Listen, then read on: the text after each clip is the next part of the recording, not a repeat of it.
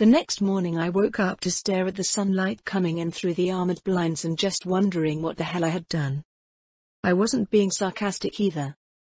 The fact was, going up on stage like that was a fundamental change to what music was to me. Before I had done it purely for my own relaxation, and now? Now it was something more, maybe something I wouldn't be able to control. I shook it off and got up. There was no use in worrying about what was already done. I had a lot of work to do today. Getting dressed, I headed out, and straight towards Lizzie's. While Knox had been at the Red Dirt last night, I hadn't decided whether I would do this or not then. Honestly, after sleeping on it I still wasn't sure, but I knew I should. That it was silly to be so embarrassed about my playing in front of a crowd. As I pulled up to Lizzie's, I frowned when I didn't see Rita, which wasn't unusual. I would have liked to talk to her about everything though, get some of her big sister counsel. I entered without any trouble, and headed down to see Judy. "You're here early," I commented as I entered into her little sanctum, seeing her working her way on a computer already. Honestly, I had just expected to do another drop-off. "Huh? Oh, it's morning. Been here all night," she finally replied, blinking at me with a face that spoke of lack of sleep. "Haven't seen you in a while," she offered, and I winced at the judging tone. "Yeah, I haven't had any BDs that I could let out. And I guess I've just been focused on my own stuff. How are you? Edit any interesting XPDs recently?" I asked as I moved into Judy's basement, settling on a chair. She gave me a look of amusement at my question. "None that I'll share with a kid," she offered, and I couldn't help but laugh. True enough. I wasn't very interested in hearing about her weird porn. "I have a BD. This one is a bit different than before, so I'm not sure. How much would it cost to have this BD edited, for like, personal stuff?" "How long is it?" she asked, instantly all business.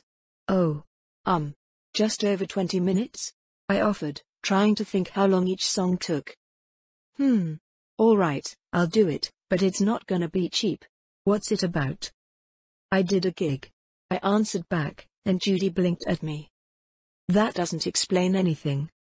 "Oh, not that kind of gig. I did a music gig. I played on stage. It's the BD recording of it." "What? Let me see," she demanded, and I flushed at her interest. "It's not that interesting." I tried to demur, but she wasn't having it. "Sure it is. I liked your other music. I pulled a copy of Inner Universe and listened to it sometimes," she answered back. "What, why?" I said, almost strangled, and she just laughed at me. "'Cause it's a good song, you gonk. Besides, it's interesting knowing the person who wrote the song." "All right, I'll edit this one." She waved at me, and I pulled the shard free. She took it and quickly inserted it into her system, looking it over. "Some interesting emotion patterns on this one."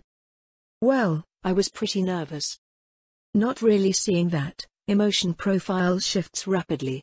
"Were you singing the emotions of the song?" "I guess," I answered. I suppose I had done that. When the song was sad, I was sad. When it was angry, I'd been angry. "Huh? All right, this'll take a while. I won't be good company while working on this. Want me to call you when it's done?" "Sure." I stood up, smiling at Judy's offer. "Thanks, I appreciate it." It's fine.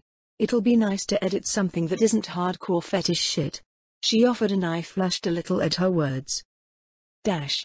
When I got back home, I was surprised to see June and Akari together. Considering the last time I had seen June while with Alice and Rita. But something was wrong. June was brooding in his stupid bad boy way. Something was wrong. "Hey Akari. What's going on?" "You remember Yuto?" June asked after a moment, and I felt myself frown.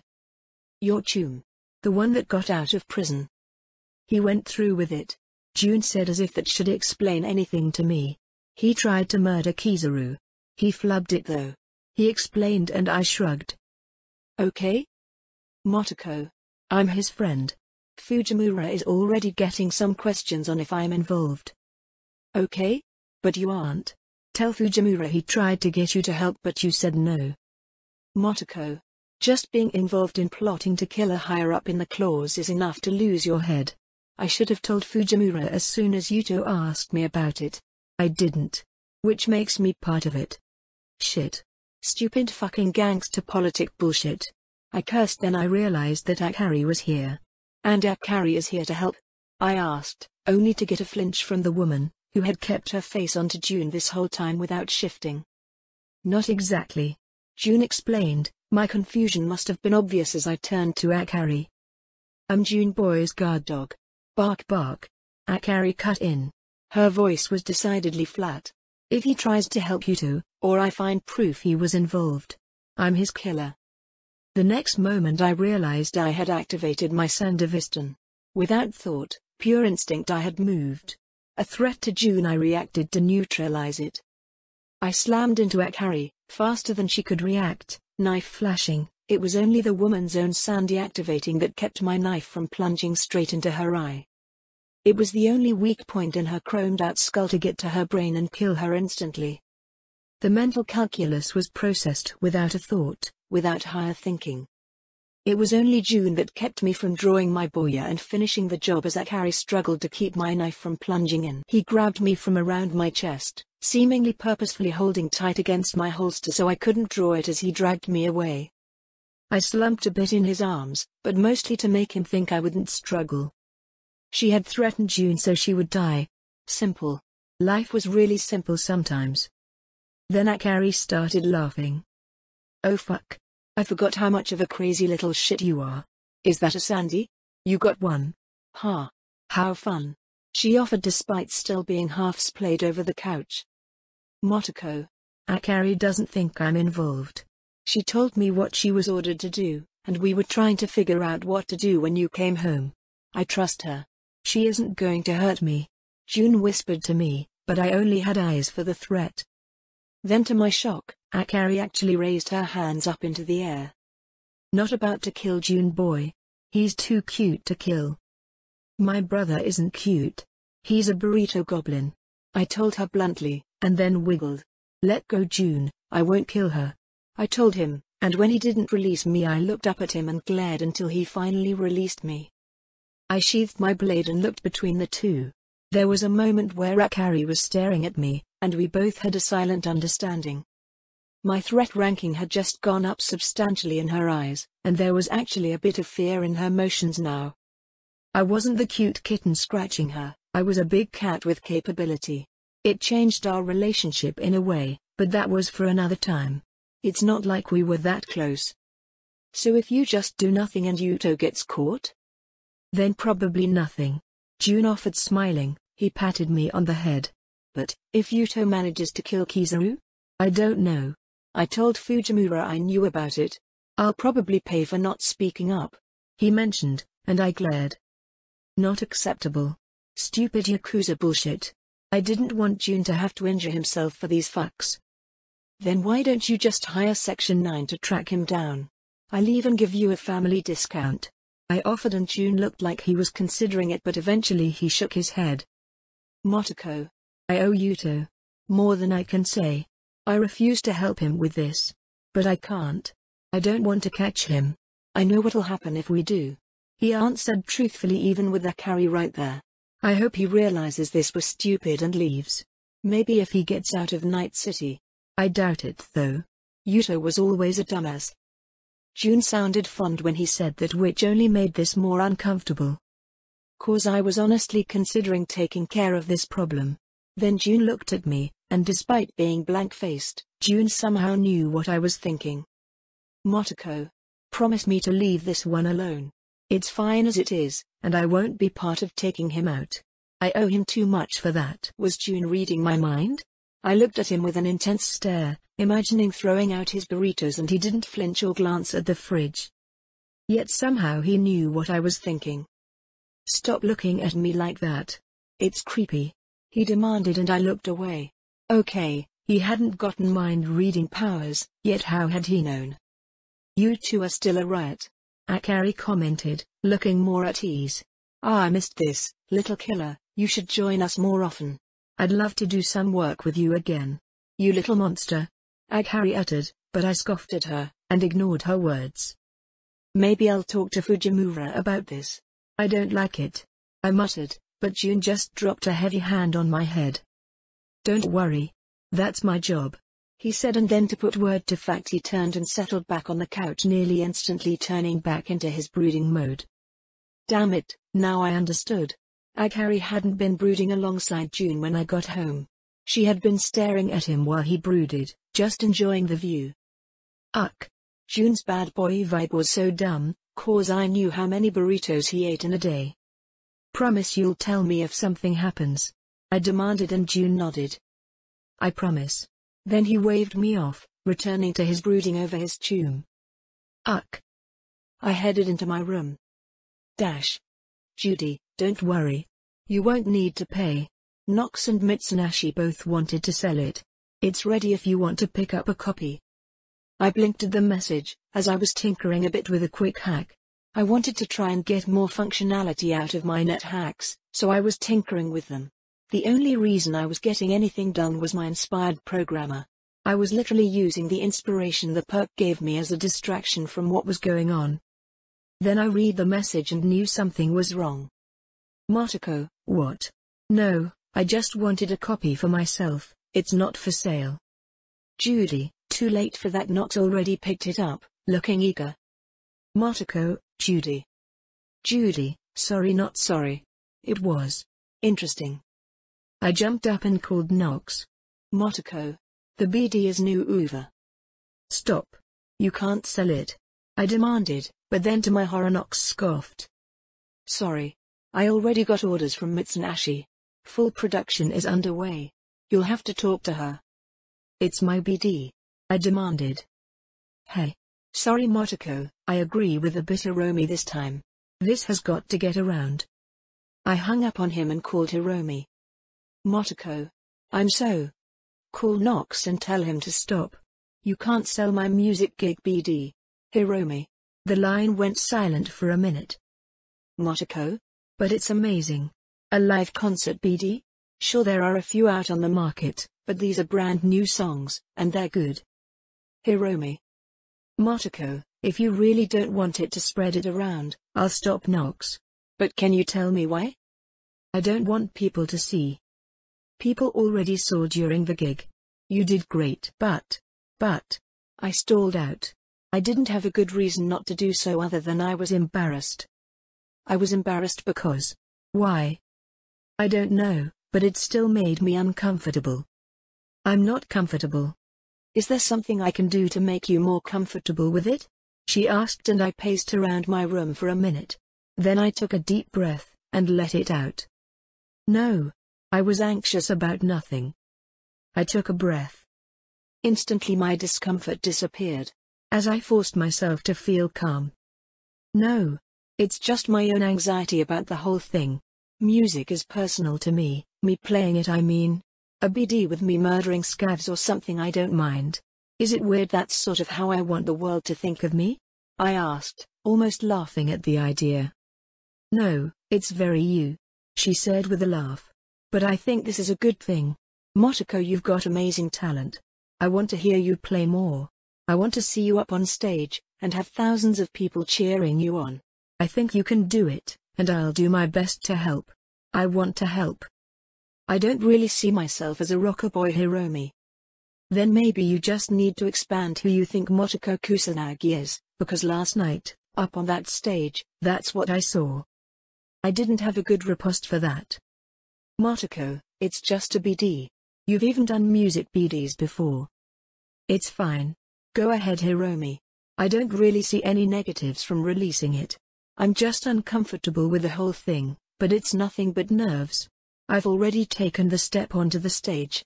I shouldn't run away from the after effects." "Nova.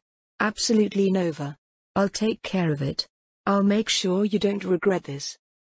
"I already do," I teased, but I honestly wasn't that bothered anymore. I had made the decision, and that was that. Now, I just wanted to get out of the house and do something active. Ending the call after a few moments of goodbyes, I rose up and started grabbing some gear. I fired half a magazine before realizing it wasn't what I wanted. I was at the range, and wanted to shoot some guns to distract me, but the silencer was sort of ruining it. There just wasn't the loud bang I needed. I paused, taking a moment to unscrew the silencer from the Lexington, and then putting it away in my holster, before lining the gun back up and firing. The rapid-fire retort of rounds flying was much better, and I soon fell into the rhythm, using the sound of the gunshots to stop thinking about music. This was the music I wanted to share with the world. Round after round, target after target, until finally the alert I was waiting for came through. 100 reflex XP gained. Reflex leveled up. No wait. I had been trying to level my handguns to 8. Not reflex to 9. Not that I was complaining, but that wasn't what I was working on. My own exasperation disappeared in moments as I luxuriated in the feeling. I felt looser, quicker, my body felt more able to respond to what I needed it to do. It felt great.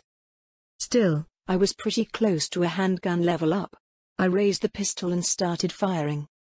When I burned through all of my magazines, I took a moment to reload, and fired again, until they were all empty.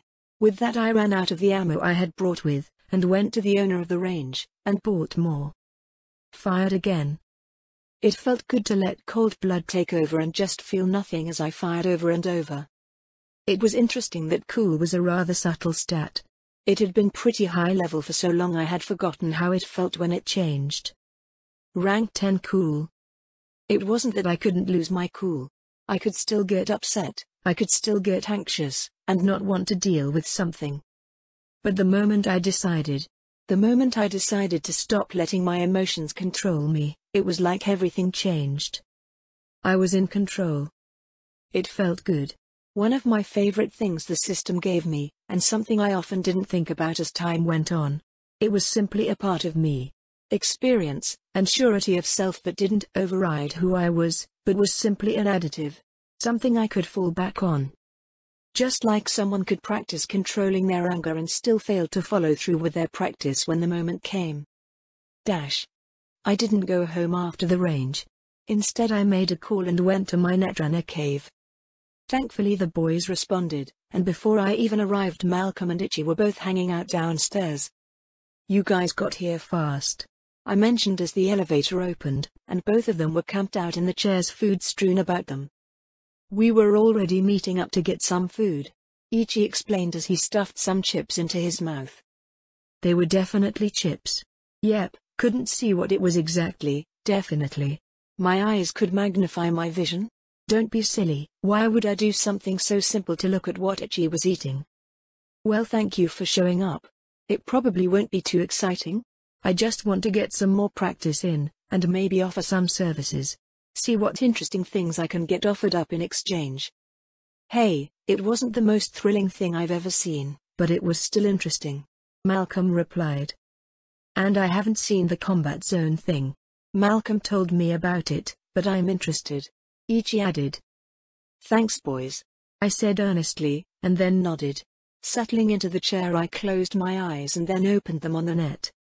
I checked everything as I noticed Tashikoma's digital avatar wandering around, seemingly much more capable of determining if something was new or not. It was evolving. Slowly but steadily I stepped down into the bright light of the Netrunner Club, waving a hand at the woman that was seemingly just watching the door. She didn't bother to look away from her file, but I knew she had seen me regardless. Walking inside I quickly found a booth and accessed the system, taking a look at the battle that was currently being shown. It wasn't anything special, but I knew Ichi would enjoy it as I kept half an eye on that screen, so he could see it, while I opened up another part of the system. A chat layer. There was a main discussion, and then sub-chats, for offers, and discussions. Many of them were battle requests, or sales, and purchases of things that were needed. While I waited, I browsed through what was being sold, and what was being asked for. Unfortunately, it didn't seem like anyone really used this place for programming help. But I did see a few interesting offers on net running equipment. "So who do you think is going to win?" Ichi asked me, and I looked over at the battle screen for a moment. "Hard to say," I admitted, although I did pay more attention to the battle since it was giving me plenty of ideas on how a normal netrunner battled. It reminded me of why I was really here. I started checking the battle requests section, searching. I had just battled whoever I wanted last time, but I was here for a reason. I found it. A netrunner looking for a battle that was well known for using demons. Exactly what I wanted. I smirked as I sent the request, and waited a bit before it was confirmed. Our battle would be 3 more down. I got a match. I told the boys and settled in to wait. ST-33L sister, huh? This should be fun. An hour later I left the arena with a bit of a wince. ST-33L sister had not been happy to deal with my sort of netrunner shenanigans. I had gone into this battle for 2 things. 1, some experience to level up even more, and 2, a test to see how long I could remain completely out of sight against someone that was considered actually skilled. I hadn't kept in mind this was supposed to be a fun game, and what happens when gamers stop having fun. ST-33L had spent the last 2 minutes cussing me out in broadcast over the entire arena before retiring. Definitely going to have to offer an apology to the woman. But on the other hand, I had killed a lot of demons.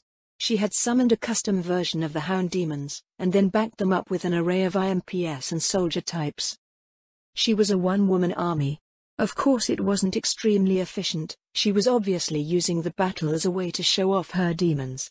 Something I had only realized after I had spent 30 minutes tearing through her summons, and forcing her to keep resummoning them. I had turned the digital jungle into a death trap for anything that walked inside, and ST-33L's sister wasn't happy about it. I kinda was though. With my heat bullet hack, I was taking out demons very quickly, with very little RAM usage. The real trick had been keeping out of sight as I continued to mulch her little army. 2 levels.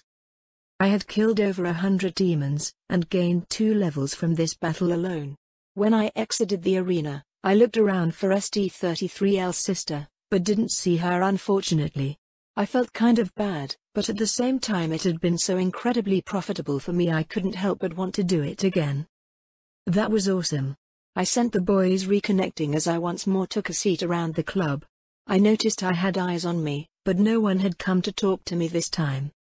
That was kinda boring to me, but it was still cool.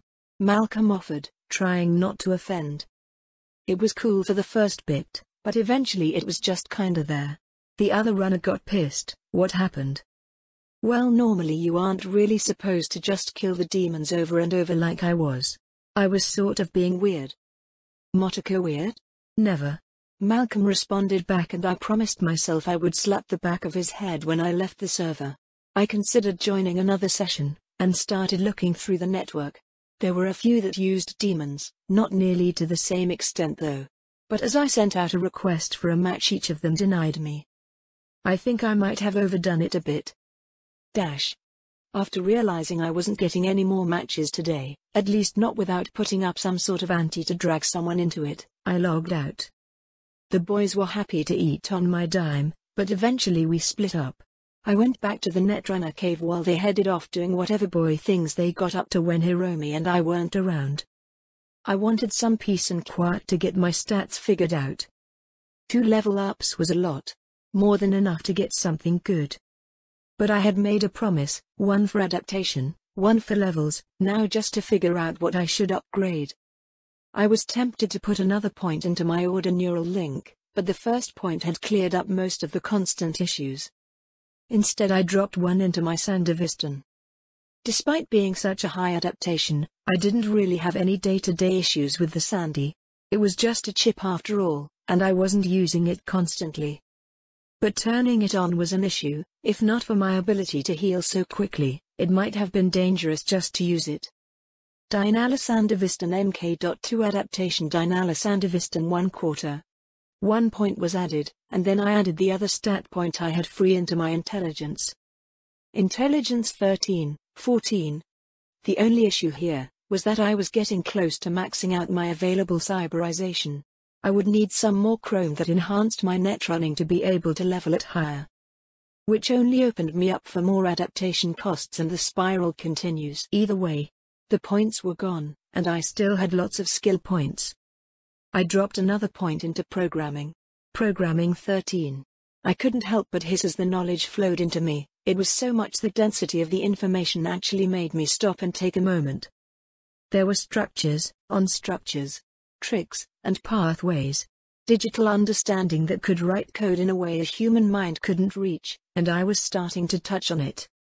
The Tachikoma might be a solid seed for a mortal created AI, but what could it do, if I created it fully as a digital entity? Could I ever understand the ocean better than a fish could? Could a human ever understand the digital sea, as well as an entity born into it? But it was possible.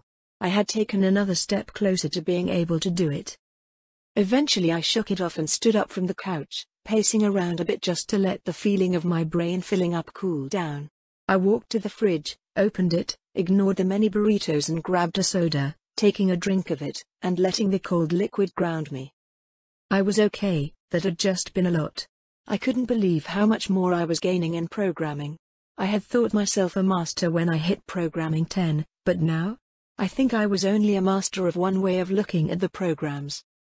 There was a whole other frontier to learn about. Once my head stopped buzzing, I used a second skill point. Breach Protocol 12.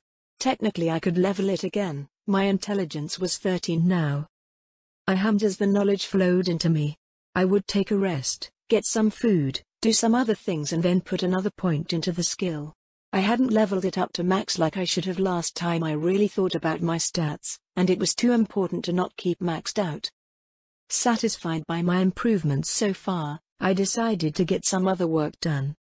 My 3D printer was set up, and I went to work, grinding out some more grenade cases for now. It wasn't anything special, but it would keep me occupied, and help me level up while I let my brain cool down.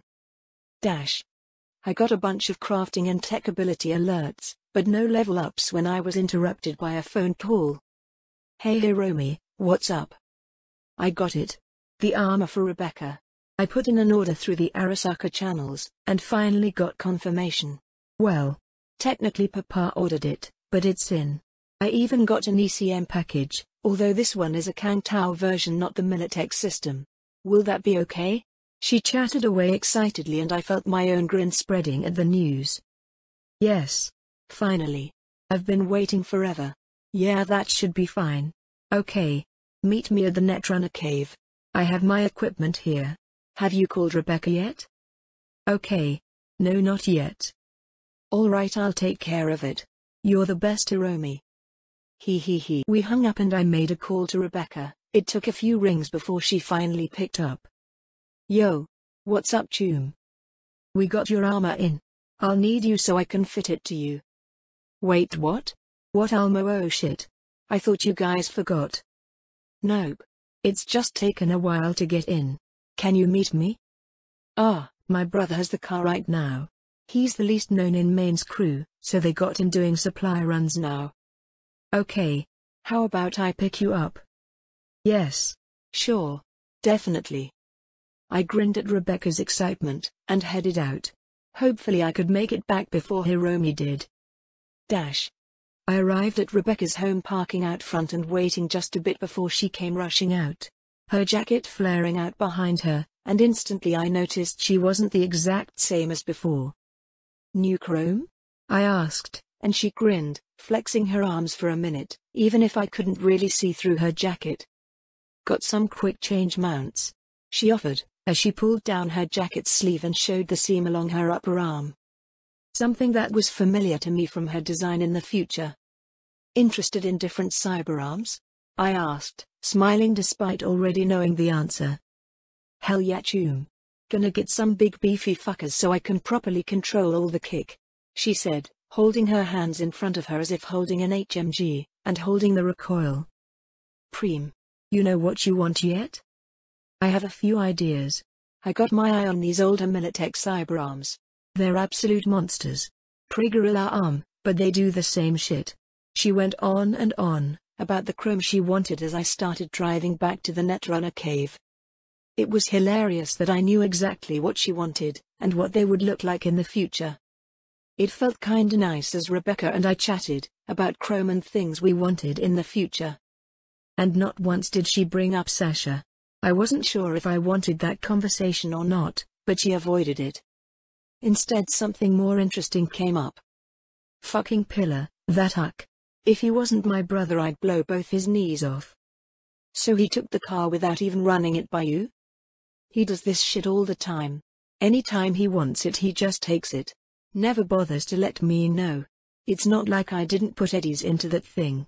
Rebecca grumbled, arms crossed as she leaned back in the seat, her feet rising up to barely rest against the dash. Rebecca really was small. Why not just get another car? I asked. I mean, it wasn't like it was hard. Rides cost Eddie's tune. She replied back with a snort, and then I opened my mouth and closed it, and then when we came to a red light I stopped and looked at her. I got this car for free by murdering the previous owner. Hell, we sold dozens of vehicles to Dakota. If you want a car, Becca, we can just go get one. Like. It's easy. And then as my smile shifted into something wicked I leaned over. The cause don't want you to know this, but the cars in the Badland are free. I said, barely holding myself back from laughing. I have a bunch of cars at home. I didn't actually have cars at home, but a meme was a meme. Rebecca blinked at me with those big red cyber eyes, and then just burst into laughter. What? That's crazy, Chum. The nomads get pissy about their rides, you know. Not if you flatline them first. Hard to get pissy when you're dead. Well, yeah, they piss themselves when they die, but that's neither here nor there. Hey. Well, if it was that easy I would totally do it, she said, still giggling at my offer, which is when I decided right then and there that it was in fact happening. As we drove to Straight Lane Apartments, I sent out a text to Hiromi and the boys letting them know the problem. Pulling into a parking lot down the street, I guided Rebecca inside, all the while explaining to her what this place was, and telling her the story of how it became mine. Wait, your chum bought the basement of this place? Technically? I don't know if she has the actual deed or anything, but I control the elevator access, and no one else can get in unless I want them to. Rebecca looked around in interest as we entered the apartment complex, and headed towards the elevator. I'd appreciate if you didn't tell anyone about this place. The less people that know about it, the less I have to worry about someone trying to kill me while I'm net running. Yeah, course. I won't tell anyone. Promise. Rebecca offered as the elevator doors closed, and I smiled down at her in thanks. Then the doors opened to a party. Motoko, Hiromi cheered as Malcolm and Ichi were already here as well. The three of them already half dug into cartons of food. Hi. I greeted and hurried out of the elevator, heading straight for the case. I flipped it open, and started scanning, checking out the Arasaka armor in the same style that we used. It didn't take me long to go through it, checking it over and noting happily that everything was there. In fact, it was in the same condition our armor had been when we first got it, right out of the box. Satisfied? Hiromi asked, and I nodded at that. Very. Okay, Becca. Before you get comfy, come here, I need some measurements. I called out, noticing that she had already taken a seat and was digging into the food the boys had brought. The fact she looked like she fit into the picture only made it better. Steal a small girl. I grinned at the thought and then stood up holding the chest rig up. Let's see what I need to adjust past what it already comes with. While everyone settled in to enjoy themselves, I went to work. Rebecca really was small, and this armor was not made for someone her size and mind. Even the adjustable straps would have left the armor swallowing her. Not exactly efficient. So I would need to cut it down heavily, and then readjust where the armor padding would cover. But honestly, it wasn't bad. I had a full scan of it from Mike Hiroshi, and a model of Rebecca, and I could easily use the Arasaka CAD software to compare the two, and make the digital adjustments. I even got a technical attribute alert from making the changes. Then I got to work cutting. Between my 3D printer, and my own knowledge of crafting, I actually made the adjustments pretty quickly. Under the interested eyes of my chums I cut, and burned, reshaped the armor, reused cut armor to alter the shape, and in the end came out with a chest rig that when Rebecca put it on, it actually fit. I did alter the adjustment straps, so if you need you can mess with it a bit. Also, the arm sections are heavily adjustable, so when you get those new arms of yours they will still attach. I offered to the girl with a wink as she was checking herself out, as shifting left and right noticing the fit. Damn, this actually fits really good. She whispered out surprised, and I just laughed. Of course it does. I wouldn't make something that didn't fit you. I still need to work on the rest of it, but this piece is done. Mostly. The ECM hasn't been added, or the lights needed to run it. I explained, ticking off points on my chrome fingers for what still needed to be done. Rebecca just whistled, and the rest of the team smiled. Anyway, that can wait until after though, I explained, and my tunes all smiled like sharks as the plan we had been cooking up while I worked was brought forth. Hiromi had called Dakota, and Saul, Ichi and Malcolm had kept Rebecca distracted.